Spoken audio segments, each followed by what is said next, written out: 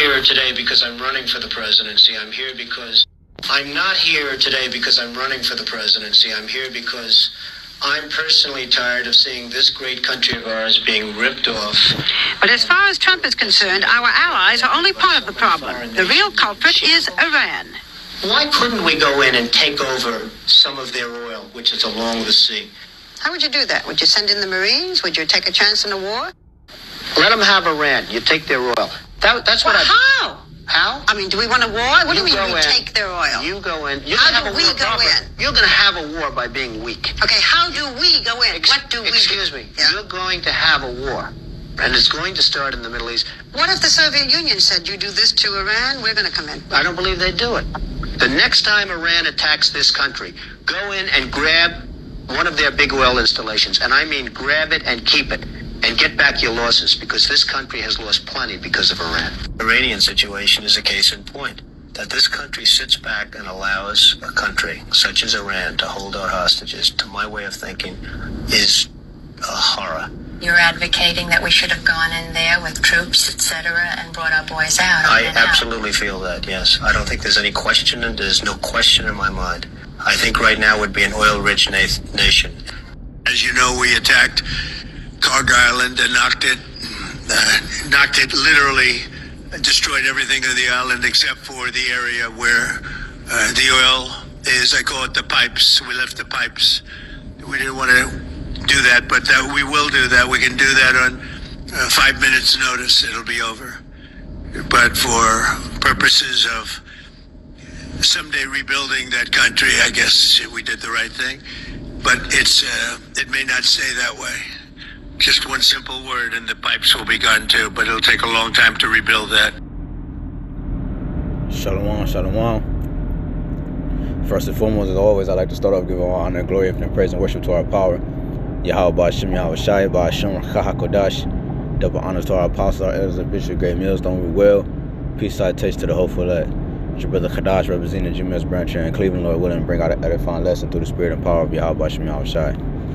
And as you can see, Nero47, all right, telling you the plans of the elites back in the 80s, man. All right, when he was a baby-faced devil. Now he's an old-faced devil, right? He was a baby-faced devil telling you the plans of the elite, man. Don't forget, you got a book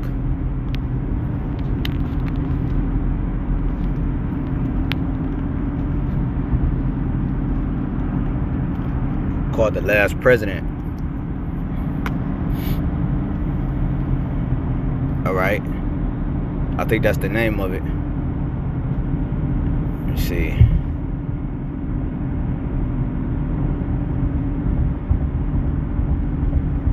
I don't know if this is the actual book name or if this book, let me see, because the book, let me see. Alright, it mentions the last Trump.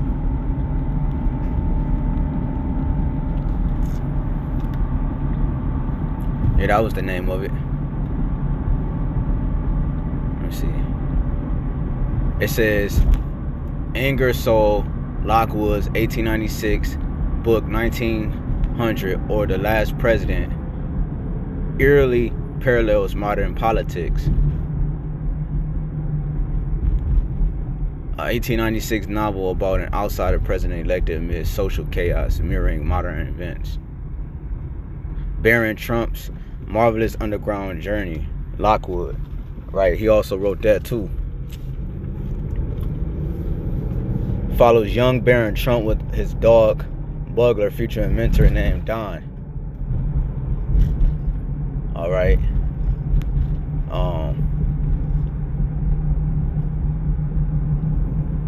Let's see. Let me see if I could copy this name and go to chat.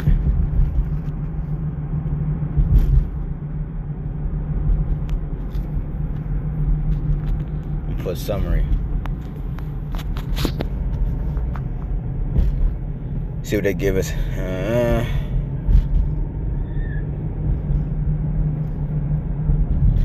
It says the story follows a wealthy, arrogant young boy named Baron Trump who lives in a castle called Castle Trump, the Trump Towers, right? He's used to getting everything he wants and has little respect for others. That's Nero47. The journey begins. Baron Trump meets a mysterious guy named Don, who convinces him to embark on a strange underground adventure. They travel through hidden passages beneath the earth using a fantastic vehicle. Strange underground world. As they journey, Baron encounters bizarre civilizations, creatures, and environments like America. These encounters expose him to different ways of life and challenge his selfish worldview. Lesson learned through the journey: Baron faces danger, confusion, and mortality.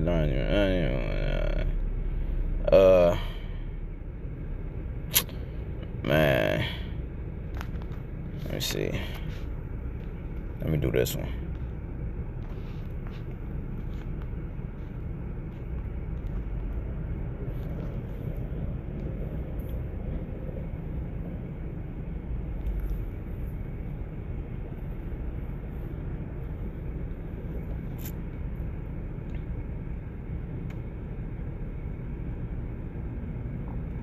So the election crisis. This is the book 1900 or the Last President. Because Trump, he said it himself.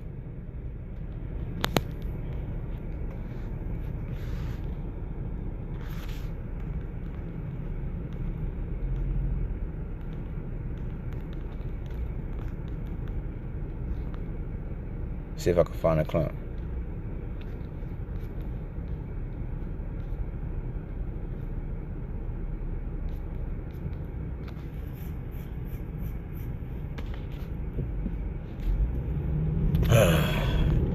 You know, it'd be hard to find shit on the internet now.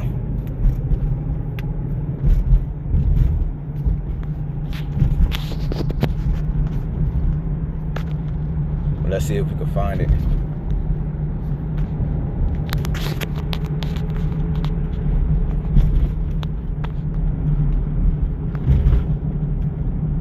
Come on now.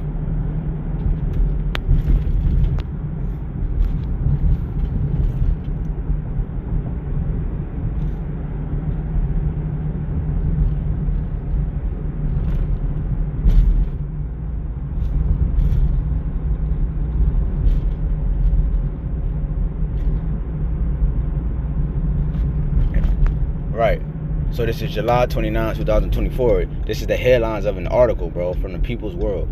It said Trump says he will be the last president, Trump says this will be the last election if he wins. Right. And this is the last election if he wins. Cause why? Cause he's the last president, man. We believe that.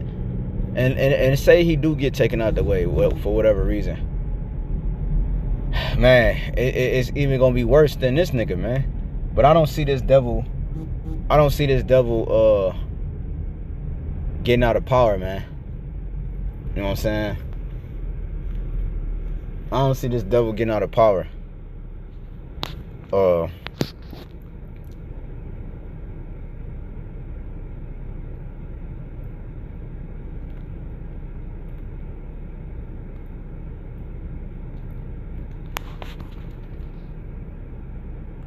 So, again, going back to this book, it says a political outsider named Byron often interpreted it says the election crisis, often interpreted as representing populist movements of the time, wins the presidency, shocking his establishment. Right. He shocked the establishment with his win. His first win and his second term. You know? It says, hold on, bear with me, I'm backing into this spot.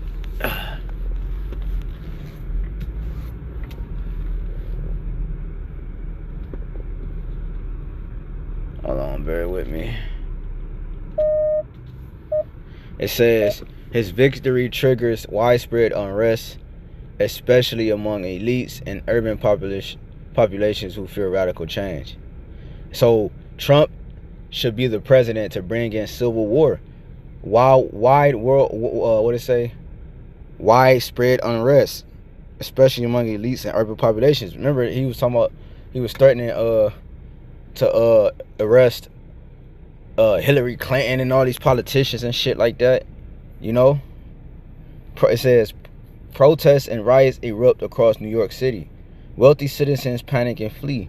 There are clashes between supporters of the president and his opponents. The atmosphere becomes chaotic, with the nations appearing on the brink of collapse. And that's what you see going on now, man. As tensions escalate, government breakdown, confidence in democratic institutions weaken. The country faces instability and division. The presidency itself becomes symbolic of national crisis rather than leadership. That's what you see. Him going into Cuba, him going into Venezuela, him kidnapping presidents and shit. Man, look, if this not him, then I don't know who is. Lord willing he is, man. The last president, the title suggests that this upheaval could mark the end of the American political system as it exists, implying that this president may be the last before a major transformation or collapse. And that's what you see going on. All right, it's a collapse going on in America, man. Make America great again. You see that? That's the what? It just said it says implying that this presidency may be the last before a major transformation or collapse. All right, this is what we see going on here, man. Okay, so these things that's happening by Iran, it's all because of biblical prophecy first and foremost. All right, and Yahweh Shema Shai had to set up.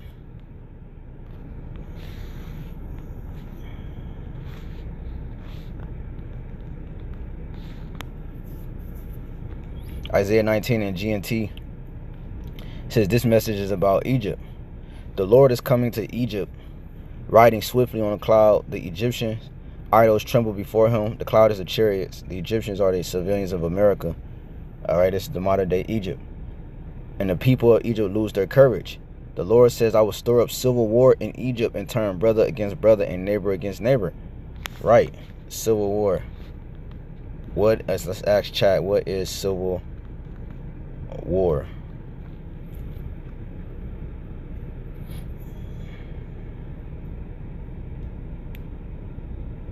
Come on, chat.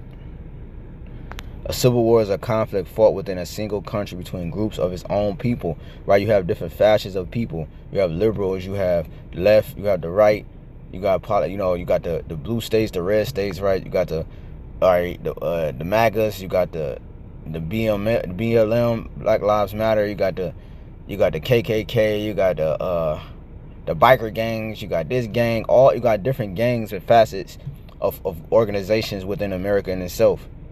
Okay, and within that you have you have different nationalities. You got Islam, you got Muslims here that came from Iran. Okay, you got Venezuela, you got people from all nationalities that also are its own group. Instead of fighting an external enemy, the sides are usually divided by politics. You see that?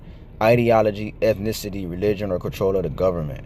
Key features of civil war: same country, both sides come from the same nation. Organized groups typically involves government rebel factions or militias. Right, that's what the other word, militias. Militia groups. Control or change. One or both sides want to control the government, break away, or reshape society. And that's why it's going to be civil war. You're going to have some that's believing in what's going on. You're going to have some that's not believing in what's going on. Large-scale violence, more intense and prolonged than riots or protests. Right. It's going to be large-scale violence, like we did that movie, that lesson, American Blackout movie to reality. It's going to be a long scale. It's not going to come back from this blackout. It's not going to come back from this when America is hit in a certain way. Okay. It's going to be a long scale, meaning months or weeks, right? Not just a week or a day or a couple of days. It's going to be weeks. All right. Because they have to, by this war, they got to shut the grid down to issue in. We believe through the spirit, we could see them shutting down the grid because of this Iran war. You have to, and these politicians is talking about that, bringing in a new system. All right, via this war. All wars bring in new systems, man. I've done many lessons on that, and brothers have as well. Political power struggles, economic inequality, ethnic or religious tensions, weak or unstable governments. Right? So, Isaiah 19 and the GNT continue. I will stir up civil war in Egypt and turn brother against brother and neighbor against neighbor. Why? Because of lack of food, because of high gas prices, high food prices, high store items prices, man. All right, and the labor is futile, if that's the right way to say that. All right, because there's no jobs. All right, and the people are not hiring, people are firing. Okay, and if they are hired, they're not paying anything to be able to support the way the economy is.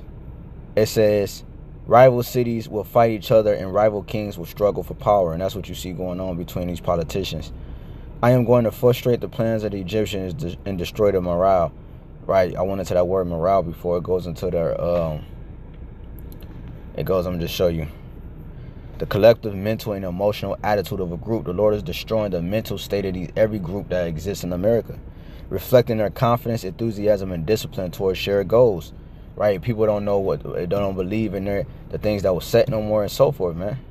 High morale shows through optimism, high productivity, and resilience, while low morale appears in, it has something to do with the military too. It's not really showing it like it used to, but it's all good. Let's continue. They would ask their idols to help them, and they would go and consult mediums and ask the spirits of the dead for advice. And that's why you see a lot of enchantments, more and more enchantments happening, that more and more craziness shit happening, because they're opening more portals. They have CERN, they have heart. I already know they heart machines, but they have CERN, they have Stargate. These are portals. Why you think it's called Stargate? And Stargate, they used it to open a portal, right? CERN and all these different things, they shaped in portals. All right, portals are real. Okay, I would hand the Egyptians over to a tyrant, to a cruel king who will rule them. I, the Lord Almighty, have spoken. A tyrant or a cruel, what is a tyrant?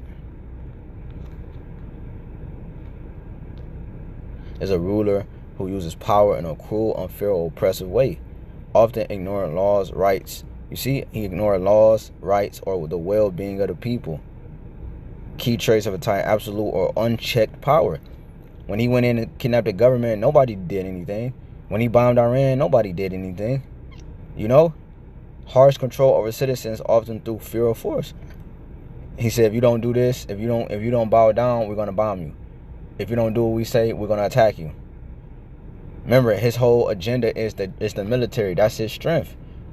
All right, that's why the scriptures say, all right, break his teeth. I think it's in Psalms, yeah.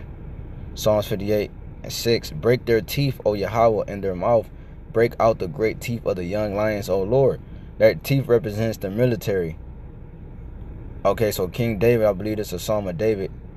He said, break their teeth, O Lord, break their strength, break their power. Break the teeth of the young lions, because the power in a lion is his mouth. That's his strength. So the strength of Pharaoh is his military. That's why he created a space force, to try to strengthen that airspace to fight the Lord. That's why he talking about this. He's gonna do the draft. Like he believes in strength in numbers. That's why he said we have the strongest I don't know if he got the biggest military, but I know they glow on the strongest. I think China, or I don't know if China has the biggest military people wise, but weaponry wise they are the biggest. They're the strongest because they have the most artillery and they have the most allies. Okay, the allies also makes them strong as well, but America spearheads the snake or the dragon, because the serpent, the etymology of the word serpent it says a dragon. The etymology of dragon says a huge serpent, so this serpent is now a dragon. All right. It says ignore laws or rules meant to limit authority or suppress opposition, such as critics or political rivals. Adolf Hitler is often described as a tyrant because he ruled with extreme oppression, eliminated opposition, and caused massive suffering. A tyrant leader who abuses their power and treats people unfairly or cruelly instead of governing justly. Right. And that's what you see. It's Sirach 10.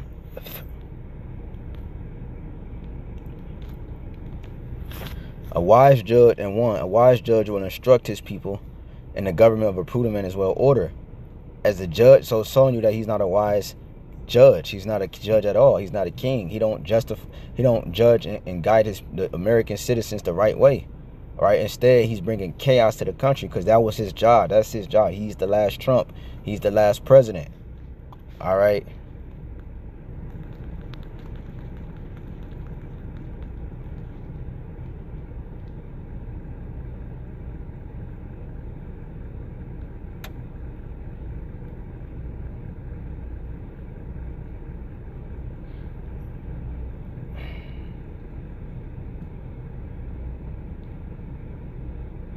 And I think he had a dog named Trump or some shit.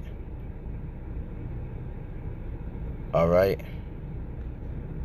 Let's see, the dog name was Donald or Trump. Yes, there's a dog named Trump in another book, right? And Byron's Trump's Marvel Underground Journey. We went into that earlier. Right? His nickname was Don. Baron Trump's has a dog companion named Burglar, not Trump. So his name was Baron. The boy last name is Trump. Right? His name was Baron Trump. Right? We went into all that. Okay, so it says, Sirach 10 and 2, as the judge of the people is himself, so are his officers, and what manner of man the ruler of the city is, such are all they that dwell therein, because he's the one that's governing them. He's the one that's controlling the mind. Govern means control, meant means the mind. An unwise king destroyeth his people, but through it, the prudence of them which are in authority, the city shall be inhabited. So an unwise king destroyeth his people. So showing you that he's an unwise king. He's an unwise king, man. Okay? He's destroying the people. That's why it says in verse 4, the power of the earth is in the hand of the Lord, and in due time he will set over it when it is profitable. This man is not profitable. He tell you he's winning the war. He tell you he's gaining control. He tell you he's profitable, but he's not. He's destroying it. He's killing the earth. Right? That's why, and he's coveting things. You heard in the video I played when Trump in 1980, he's talking about we need to go in and take the oil, this, that, and the third. Nigga, what? Hey, you know why we gotta remember. Watch this. Before I read this verse. Do Iran have a central bank? It's going to say no. It should say no. No, it does not. Let me see. It's called the Central Bank of the Islamic. Okay, but... Okay. Right, but it's... Okay, it has its own. It don't have a central bank governed by the Israelis or the Jewish people, the small tiny caps. Okay, it's not governed by the banking family. That's the point. They have their own. It says it's called the Central Bank of the Islamic Republic of Iran, and this is another reason why. Damn, it's a video I got too, and they talked about the different land masses to conquer. And obviously one of those land masses to conquer, and they said the last one to conquer is Iran. See if I can find that. If not, we're just gonna read that verse and close out. Lands to conquer. I don't know how to word it. Lands to conquer by the banking family. Let me see. I doubt it comes up on YouTube.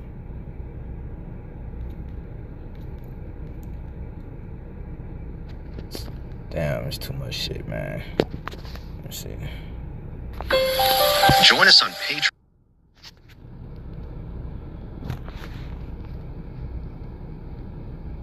Come on, man.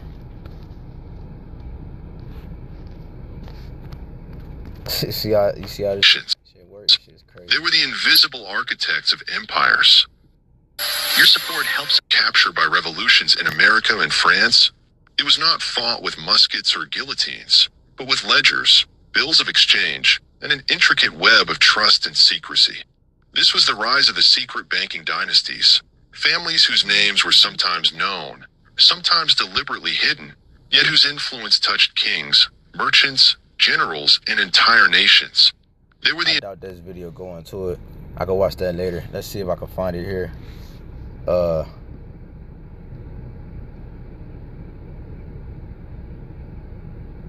Let me see. I doubt chat. What lands do the banking families have central banks in? Let's see.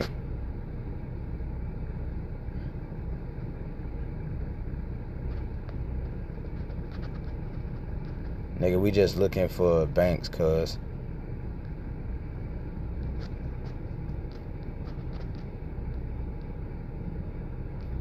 See, they playing games.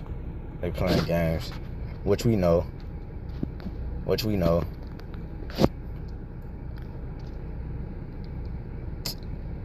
Oh my goodness, man. Anyways, man.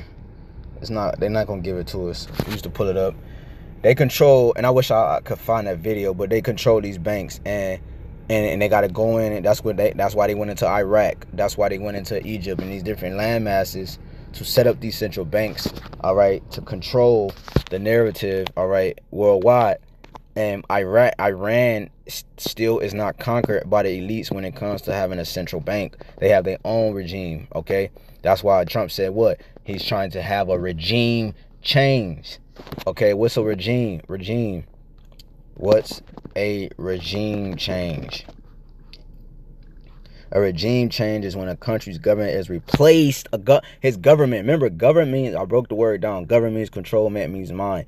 So he's trying to go in and change how the mind of the people is being controlled. That would mean that that's why he said he's going to replace it with someone they want to put in there. Nigga, you don't even live over here. You don't even have nothing to do with this fucking place. You want to set up somebody that, what the fuck?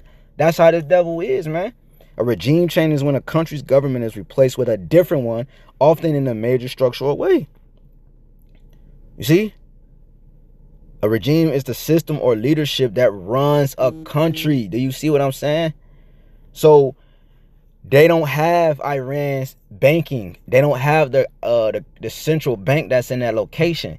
That's what they're trying to do. That's why they're bullying them. The hammer of the earth, the scriptures call this devil. That he trying to beat Iran into submission. He killing their leaders that's been in leadership since the 60s, 70s, and 80s, and nobody's doing nothing. Okay? The Lord he's just mustering the host of the battle. He's gathering these nations to that valley, man. The least of the flock is drawing these niggas out, literally, bro. Okay? One of the first time ever of this Iranian regime bombing different locations, all right, such as Saudi Arabia, because you remember that's Habilah, like the Bible prophesies for this place to have war in that area, man, in that landmass.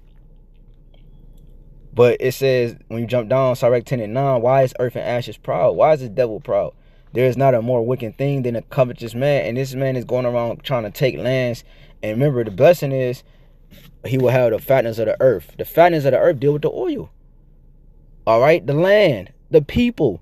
These are things that qualify as having rulership and dominance over the globe. This is what we're going to have. We're going to have fatness over the whole earth. We're going to have people on the servitude and tributaries, and we're going to have the oils, we're going to have the riches and the land and all that. That's what dictates who's in control. That's the blessing that Isaac gave Esau in Genesis the 27th chapter. Okay? You got to go down like in the 30s and all that. But for such an one setteth his own soul to sell, because while he liveth he casteth away his bowels. Right? Because when you go to Revelations, it tell you in Revelations 18, showing you that this devil is the one that's ruling. It tell you it's Revelations 18 and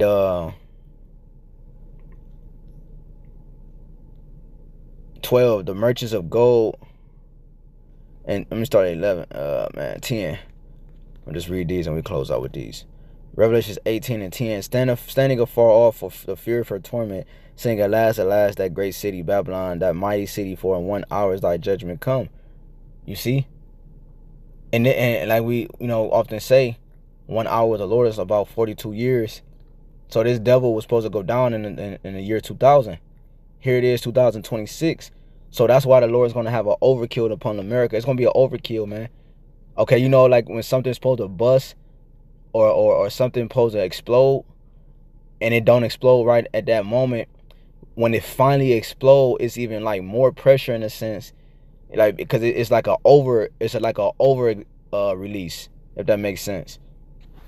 It says, and the merchants of the earth shall weep and mourn over her, for no man buyeth their merchandise anymore. Because remember that the countries got rich off America. It trades and deals in America. That's how the country is financed. Okay, that's how they afford their living. So they're not gonna automatically just outright attack America, even though America's doing all this bullshit. You understand? Because they would lose, but eventually it's gonna come to that. Thus said the Holy Bible. The allies of America is going to turn on her. In Revelation 17, the beast shall hate the whore. The whore is America. The beast is NATO, the EU, the Roman Empire. I mean, the system, you know? All right? The structure that they have set up, it's going to be against what Babylon the Great is doing, man. The beast, NATO, and the EU, they're going to withdraw from their alliances with America, man. Talking about France not doing this. They Trump talking about NATO. He's threatening NATO. If you don't help us take the Strait of Hormuz, all right, and you help us fight, it's gonna be major consequences in the future. This is what this devil is saying. All right, Trump withdrew from the not the EU, but the E something. I forgot. We brought it out before. He withdrew from that at the last summit meeting they had. He withdrew from it. You know. Because he said, hey, them devils need us. He said, I know they are devils, but he said they need America. America don't need them. He talking about they supply the money, they supply the structure, the manpower. That's what, hey, this is the last Trump, man. Hey, don't the scriptures talk about the last Trump? You know? Yo, this is the last Trump, and the Lord's going to pour out his vials. He's going to pour out his vengeance on the earth, man. It says the merchandise of gold and silver and precious stones, and of pearls, and of fine linen, and of purple, silk, and scarlet, and all fine wood, and all manner of vessels of ivory, and all manner of vessels of most precious wood, and of brass, and iron, and marble. Some of these things don't even reside in America, man. America was fruitful, but some of these things they got from these different nations, which also helped beautify America even more, man.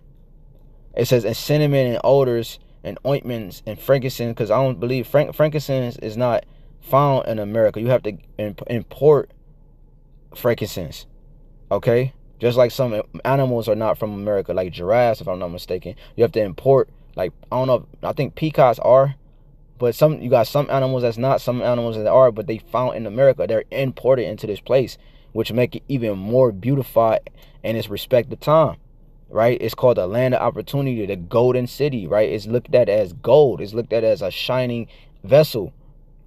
Okay, it says, in wine and oil and fine flour and wheat and beasts and sheep and horses and chariots and slaves and souls of men.